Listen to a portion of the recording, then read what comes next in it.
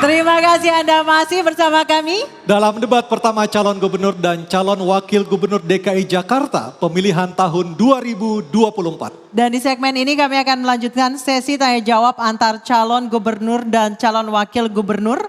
Dan di segmen ini calon gubernur nomor urut 2 akan bertanya kepada pasangan calon nomor urut 3. Kami persilakan pasangan calon nomor urut 2 dan 3 untuk maju ke depan.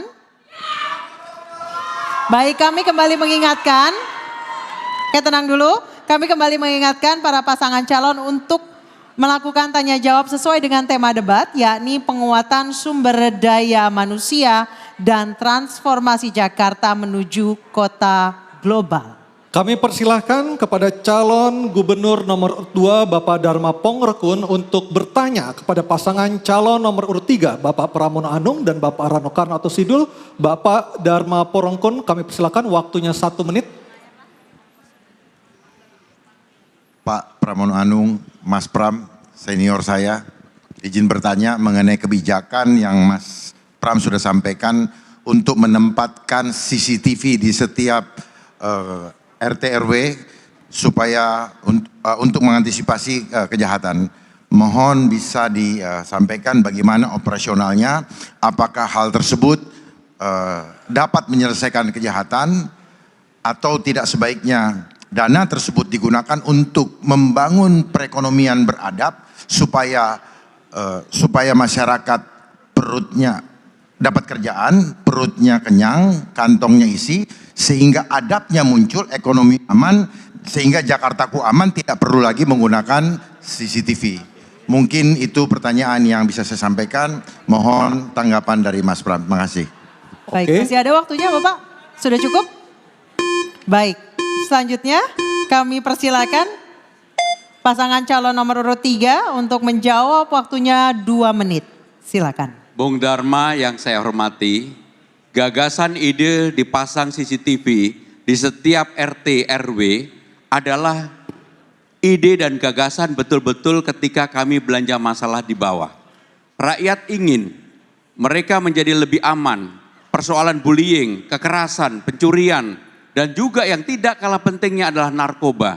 Sehingga dengan demikian kalau CCTV itu bisa dipasang di setiap RT RW, maka saya yakin-yakinnya ini pasti akan mengurangi kekerasan di tingkat RT RW, narkoba, bullying, dan sebagainya termasuk pencurian. Kenapa itu bisa dilakukan? Kami yakin bisa dilakukan. Hampir sekarang ini negara-negara besar melakukan hal yang sama.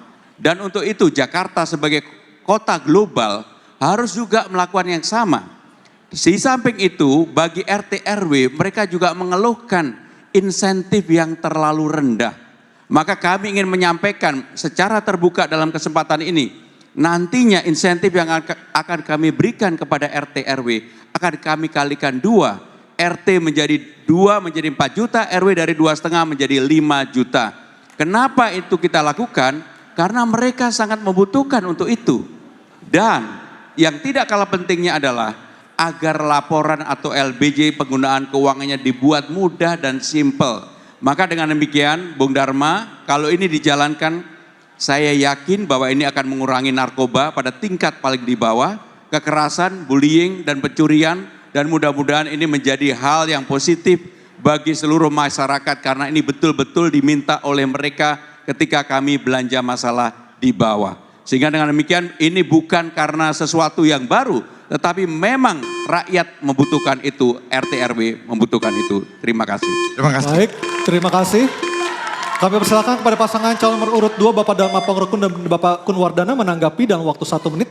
Baik, dalam pandangan kami CCTV diperlukan menjadi bermanfaat ketika dioptimalkan dengan langkah selanjutnya, SOP berikutnya.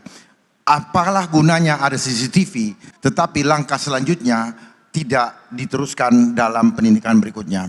Kita contoh, New York adalah kota global nomor 1. Betapa ribuan bahkan ratusan CCTV yang ada. Karena kita sendiri sebenarnya meniru dari asing. Tetapi kita tidak paham bagaimana untuk mengatasi suatu kejahatan.